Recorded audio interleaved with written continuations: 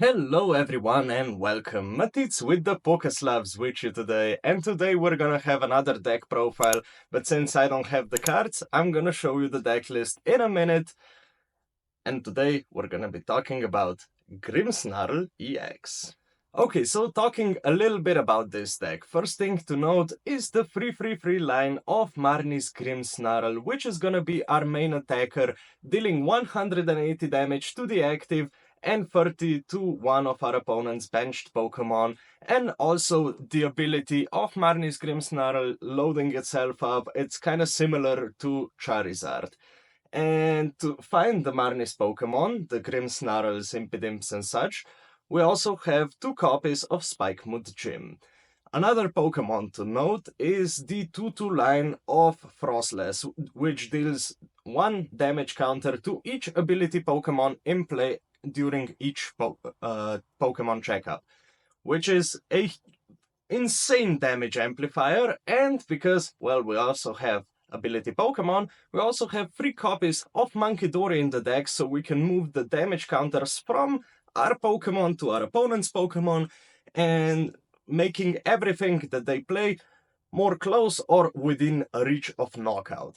And we also have a couple of more support Pokemon, like the Tatsugiri, which can help us find some of the supporters, the Maractus to stall something in the active late game, and speaking of late game, we also have something for the early game. We have the Budew to item lock our opponent, and wait till Budew gets knocked out so we can use the counter catcher to pull something in the active. I don't know, if we play against Gardevoir, we counter catcher on the Gardevoir.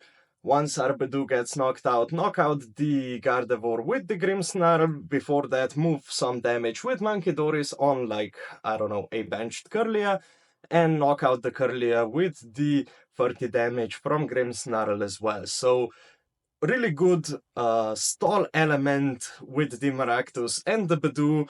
And another thing that we have is the Shaymin, another new card from the Destined Rivals set, which is kind of a bench barrier. So all of our non-EX Pokemon, so basically everything except for Grimmsnarls, are now protected on the bench from the damage, which is kind of cool in mirrors because, well, in the mirror they can't knock out or hit anything on your bench, and if they don't have a Shaymin in play yet, you can hit on their bench, which is pretty cool.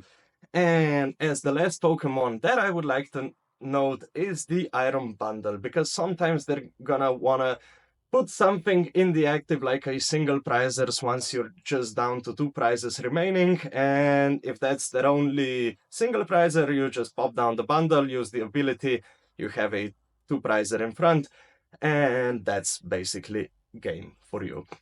Among the Pokemons, the items and the supporters are pretty standard, nothing really crazy about that.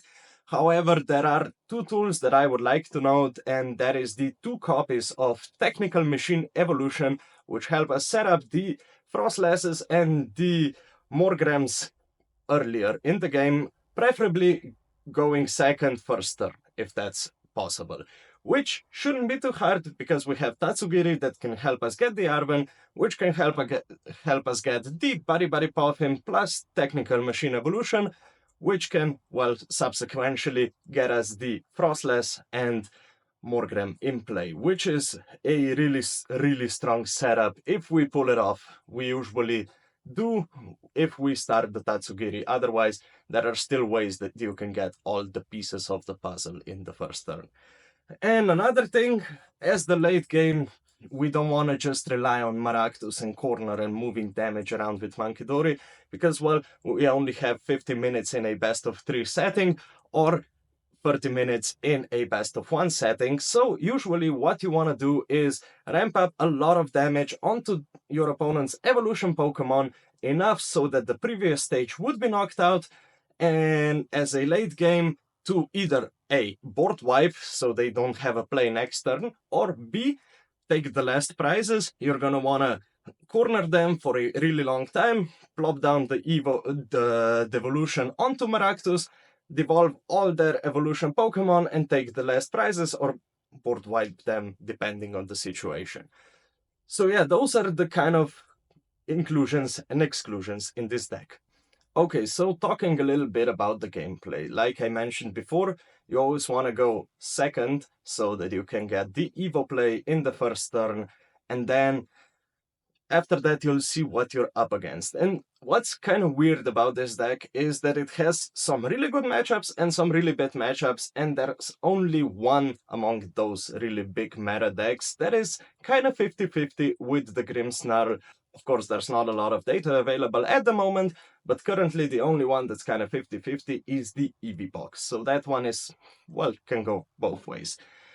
But what's beautiful about the Marni's Grimmsnarl is that it has a brilliant matchup into Gardevoir EX, which I know there are a lot of Gardevoir enjoyers. I can't exclude myself from that list as well. And they're gonna try to make Gardevoir work even in the Destined Rivals format.